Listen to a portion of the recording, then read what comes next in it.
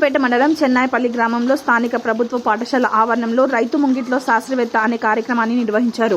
మండల వ్యవసాయ అధికారి లక్ష్మీ ప్రవీణ్ ఆధ్వర్యంలో రైతులకు వానాకాలం పంట సాగుపై అవగాహన కల్పించారు. అనంతరం నత్నాయపల్లి వ్యవసాయ పరిశోధక శాస్త్రవేత్త Shobharani, oil farm deputy manager Ashok కుమార్లు మాట్లాడారు. గవర్నమెంట్ ఉంటుంది. ఇప్పుడు మన నత్నాయపల్లిలో ఎవరు పెడితే ఎవరు కొంటారని చెప్పేసి అని అనుకుంటున్నారేమో. మేము నత్నాయపల్లిలోనే ఒక టింబర్ మీకు చాలా హార్డ్ కెమికల్స్ ఇప్పుడు గట్టిగా ఇప్పుడు మనకి ఏమన్నా జలుబు దగ్గు జ్వరము వచ్చింది అని అంటే మరి మొక్కలకి ఏంటి పాపం అవేం అన్యాయం చేసినాయి. ఈసారిని అడగండి మాకు వాట్సాప్ పెట్టండి ఏ కెమికల్ వేయాలి అని చెప్తే అదే కెమికల్ అందరు నడిపిస్తే ఆ నడిపించే వాళ్ళకి చాలా కష్టాలు ఉంటాయి. ఆ నడిపించే వాళ్ళు అనేది ఎవరో ఒకరు వాళ్ళు ముందుకు వచ్చే వాళ్ళైతే దేవుళ్ళతో సమానం. వాళ్ళు చెప్పింది కూడా అందరూ వినేసేసేసి ఒకటే టైంకి ఆ విధమైనటువంటి ఆపరేషన్స్ చేయాలి. ఇంకొకటి ఏం సమస్య అవుతుందంటే ఇప్పుడు భూగర్భ జలాలు చాలా తగ్గిపోయాయండి. భూగర్భ జలాలు ఇప్పుడు మీకు మొదటి 3వ సంవత్సరం నుండి గెలలు రావడం స్టార్ట్ అయితే 30 సంవత్సరాల వరకు వస్తుంది. మొదటి 3 సంవత్సరాలు కూడా మీరు ఇది మనం ఎకరానికి 57 మొక్కలు పెడతాం అనమాట. ఎకరానికి 57 మొక్కలు అంటే మధ్యలో చాలా స్పేస్ వస్తుంది. దానివల్ల ఏంటంటే మీరు ఇతర పంటలు వేసుకోవచ్చు. వరి కాకుండా ఏ ఇతర పంట అయినా వేసుకోవచ్చు. ఇందాక మేడం చెప్పారు కదా మీకు భూగర్భ జలాలు తగ్గిపోతున్నాయని. దీనికి డ్రిప్ పెట్టుకుంటాం కాబట్టి భూగర్భ జలాలు చాలా సేవ్ చేసుకోవచ్చు. ఎందుకంటే 1 ఎకరా పండే వరితో 3 నుంచి 4 ఎకరాలు పామాయిల్ పండించుకోవచ్చు. కోతులు బేడది ఉండదు. భూగర్భ జలాలు తగ్గవు. ఎందుకంటే అలాగే చెట్లు ఏమి లేవు, వేడి వాతావరణం వేడి పెరిగిపోతుంది అన్నారు కదా. ఈ పామాయిల్ వేయడం వల్ల ఏంటంటే మీకు మైక్రో క్లైమేట్ అంటే సూక్ష్మ వాతావరణం అనేది చుట్టుపక్కల ఏర్పడి మీ విలేజ్ కూడా కొంచెం వాతావరణం కొంచెం బయట కంటే ఇక్కడ చల్లగా ఉంటుంది ఆ పామాయిల్ తోట వేసిన దగ్గర అన్నమాట. ఇది ఎలా అంటే మీకు ఎకరానికి 57 మొక్కలు ఇస్తారు గవర్నమెంట్. మొక్క 213 రూపాయలు ఖరీదు, కానీ మీకు సబ్సిడీ మీద 20 రూపాయలకే మొక్క ఇస్తారు. అలాగే డ్రిప్ కూడా మీకు సబ్సిడీ మీద ఇస్తారు. ఎంత అంటే ఎస్సీ ఎస్టీ అయితే 100%, బీసీఓసీ అయితే 90 నుంచి 80% మీకు డ్రిప్ కూడా సబ్సిడీ ఇస్తారు.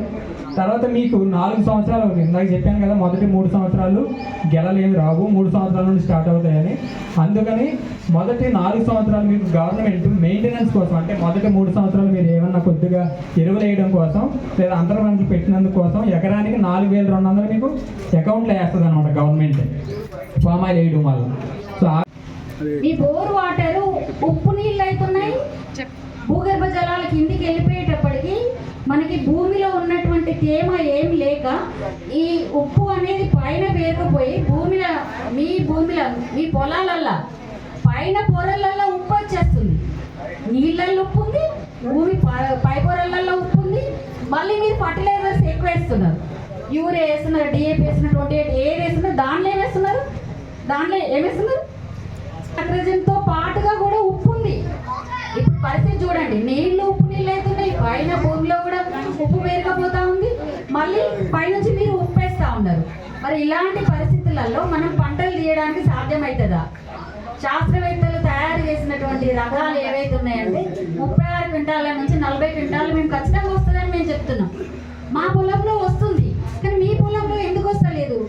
మీ భూమిలో ఉప్పు పేరుకపోతా ఉంది. ఆర్గానిక్ కార్బన్, సేంద్రీయ కర్బనం ఇక్కడ చెన్నాయిపల్లి గ్రామంలో కూడా ఒక సాయిల్ శాంపుల్ సర్వేలో తీశారు. అదేంటంటే 0.26 నుంచి ఒక 3.2 వరకు అంతే ఉంది. అనేది ఏంటంటే అది లేకపోతే మీ భూమి ఎందుకు పనికి రానట్టే. ఇంకా ఇలాంటి భూములు మళ్ళీ జనరేషన్స్కి ఇస్తే ఏ విధంగా ఉంటుందో చెప్పండి. ఒక 10-15 సంవత్సరాల తర్వాత అసలు మనం వ్యవసాయం చేయగలుగుతామా?